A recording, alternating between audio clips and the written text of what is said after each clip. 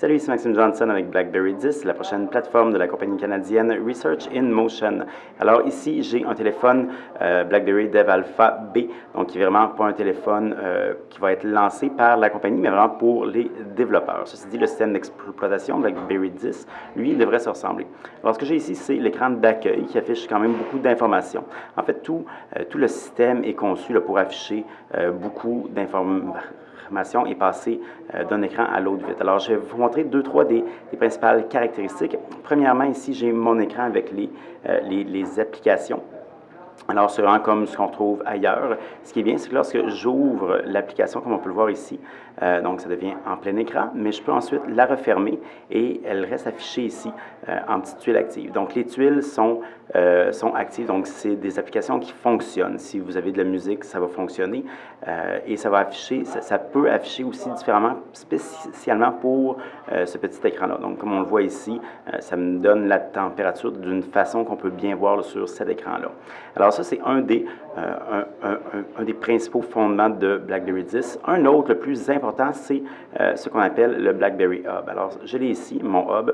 Le Hub, c'est quoi? C'est vraiment toutes les informations de mes courriels, de mes Facebook, de mes BBM, de mes Twitter, mes appels, etc., qui s'affichent au même endroit. Donc, c'est vraiment une espèce de centre de notification, mais c'est plus que ça, parce qu'en fait, c'est de là aussi qu'on a accès à nos courriels, et c'est uniquement de là. Donc, il n'y a pas d'application courriel dans BlackBerry 10. Tout ce qu'il y a, c'est le BlackBerry Hub ici, qui est accessible de n'importe où. Donc, quand je l'ai de l'écran d'accueil, j'y accède à gauche. Si je suis dans une application, si je suis dans une application, comme ici, alors ce que je peux faire, c'est tout simplement, si je reçois un message, alors j'ai une fonction qui me permet de, évidemment ici c'est un appareil de développement qui ne fonctionne pas très bien, mais donc je peux aller voir vite ici, là, c'est quoi mes messages, tout en étant dans cette application-là.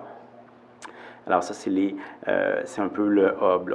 Deux, trois autres petites choses que je voulais vous montrer, des caractéristiques qui sont intéressantes. Premièrement, c'est un appareil qui est fait vraiment pour le travail et la maison. Et on peut avoir des choix de ce qu'on veut. Donc, si je suis dans mes applications ici, évidemment, encore une fois, ça ne fonctionne pas très bien. Donc, je peux avoir accès à en fait, peut-être que ce téléphone-là n'est pas activé, mais donc, on peut avoir accès à ces applications de travail ou de maison et changer le tout d'un à l'autre. Donc, ça fonctionne quand même très bien. C'est BlackBerry Balance pour avoir vraiment ces informations privées et de travail vraiment comme très distinctes, très séparées. L'autre petite affaire que je voulais vous montrer, l'autre petite chose, c'est le clavier. Alors, quand on a un clavier ici, donc c'est un clavier qui est logiciel pour l'instant et qui a de la prédiction de texte. Alors, si j'écris, disons, je ne vais pas chercher, mais je vais faire un nouveau courriel ou un nouveau message texte. Donc, si j'écris,